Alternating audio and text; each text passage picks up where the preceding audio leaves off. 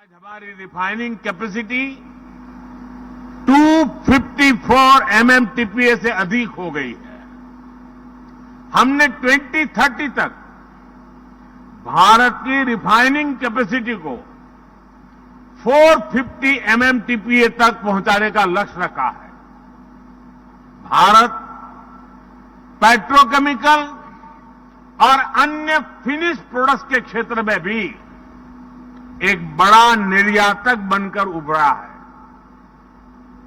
मैं आपको ऐसे कई और उदाहरण दे सकता हूं, लेकिन इन सारी बातों का मूल ये है कि भारत इस समय एनर्जी पर इतना निवेश कर रहा है जितना पहले कभी नहीं हुआ, और इसलिए आज दुनिया में ऑयल, गैस और एनर्जी सेक्टर से जुड़ा करीब करीब हर लीडर भारत में निवेश करना चाहता है। कितने ही लीडर्स इस समय मेरे सामने बैठे हुए हैं। हम पूरी गर्मजोशी से आपका भी स्वागत करते हैं। साथियों, सर्कुलर इकोनॉमी भारत की प्राचीन परंपरा का हिस्सा रही है। रीयूजिंग का कंसेप्ट भी हमारे जीने के तरीके से जुड़ा हुआ है, और ये बात एनर्जी सेक्टर से भी उतनी ही जुड़ी हुई है। पिछले वर्ष G20 समिट में हमने जिस ग्लोबल बायोफ्यूल्स अलायंस को शुरू किया था, वह हमारी इसी भावना का प्रतीक है। इस अलायंस ने पूरे विश्व की सरकारों, संस्थाओं और इंडस्ट्रीज को एक साथ इकट्ठा कर दिया है। जब से ये अलायंस बना है, इसे व्यापक समर्थन मिल रहा है। बहुत कम समय में ही 22 देश और 12 इंटरनेशनल ऑर्गेनाइजेशन इस अलायंस से जुड़ गए हैं। इससे पूरे विश्व में बायोफ्यूल्स के इस्तेमाल को बढ़ावा मिलेगा।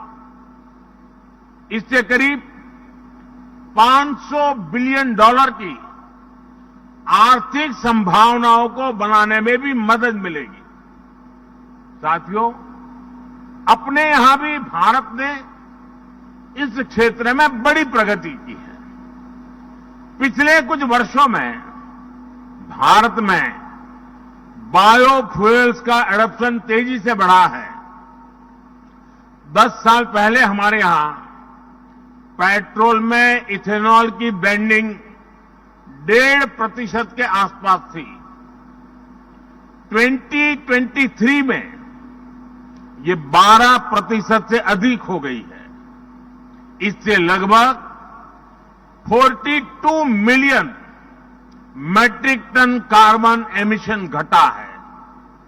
हम 2025 तक पेट्रोल में 20% इथेनॉल ब्लेंडिंग करने के लक्ष्य पर काम कर रहे हैं।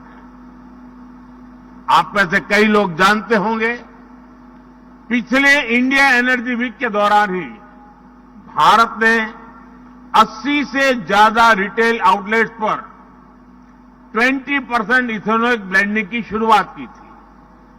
अब हम देश के 9,000 आउटलेट्स पर यही काम कर रहे हैं। साथियों, सरकार का प्रयास ग्रामीण अर्थव्यवस्था को वेस्ट टू वेल्थ मैनेजमेंट के मॉडल पर नई गति देने का भी है। इसके लिए भारत में 5,000 कंप्रेस्ड बायोगैस प्लांट लगाने की दिशा में काम किया जा रहा है। साथियों, विश्व की 17% जनसंख्या वाला देश होने के बाद भी विश्व में भारत का कार्बन एमिशन शेयर सिर्फ 4% है। इसके बाद भी हम अपने एनर्जी मिक्स को और बेहतर करने के लिए पर्यावरण के प्रति संवेदनशील एनर्जी सोर्सेज के विकास पर बल दे रहे हैं। 2070 तक हम नेट जीरो एमिशन का लक्ष्य हासिल करना चाहते हैं।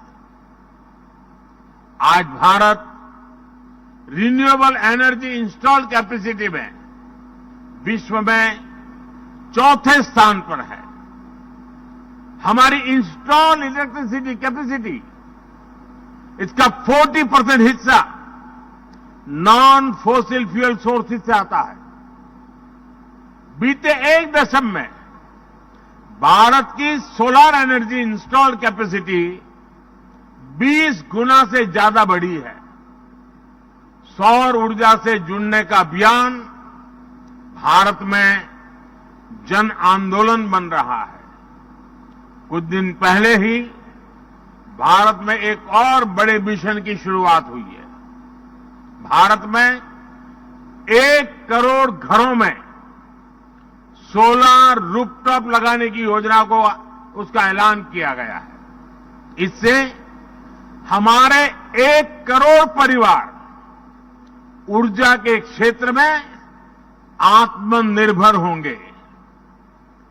उनके घरों में जो अतिरिक्त बिजली बनेगी उसे सीधे ग्रिड तक पहुंचाने की भी व्यवस्था की जा रही है।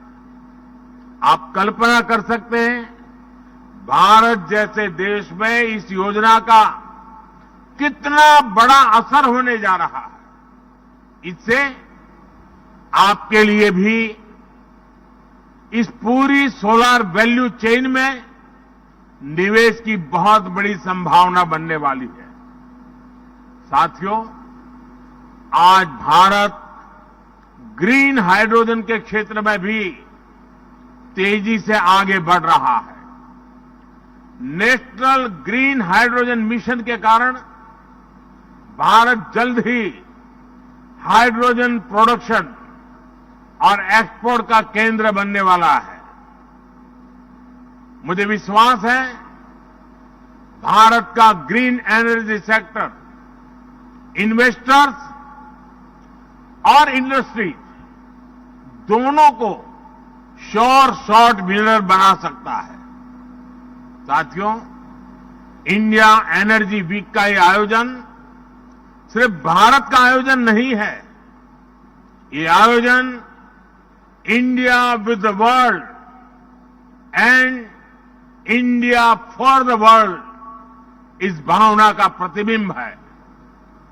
और इसलिए ये मंच आज एनर्जी सेक्टर से जुड़े विचार विमर्श और अनुभवों को साझा करने का मंच बन गया है।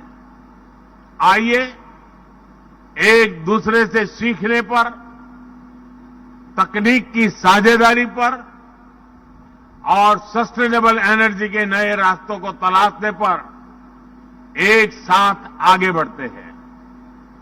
Let us learn from each other, let us collaborate on cutting edge technologies and let us explore avenues for sustainable energy development.